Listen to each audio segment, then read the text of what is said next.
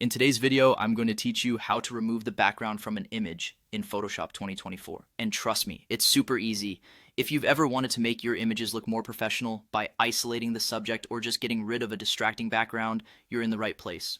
Let's jump right in and break it all down step by step, ensuring that it's as straightforward as possible. First off, open up your Adobe Photoshop. If you haven't installed it yet, make sure you've done so in advance.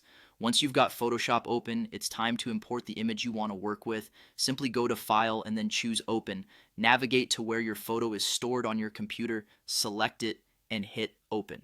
Now your image should be loaded up and ready to go in the Photoshop workspace. Now that you've got your image open, the next step is to select the subject you want to keep.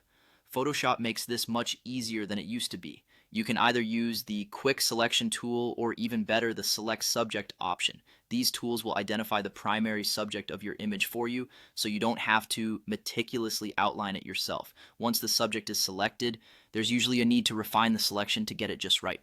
For this, you'll use the Select and Mask feature. With this tool, you'll be able to fine-tune the edges and make sure your subject is perfectly smooth and accurately outlined.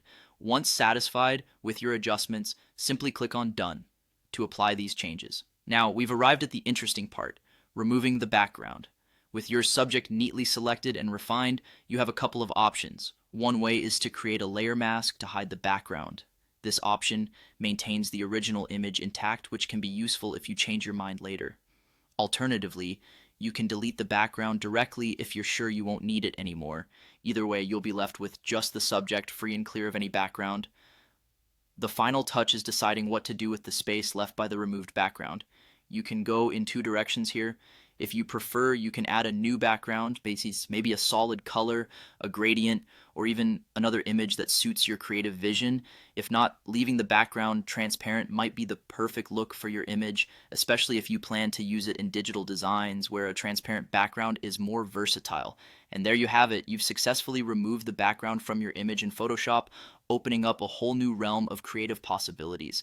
I hope you found this guide helpful and feel more confident using Photoshop for background removal. Don't forget to save your final image by going to File and selecting Save As, making sure to pick a format that supports transparency like PNG if you opted for no background. Thanks for watching and happy editing.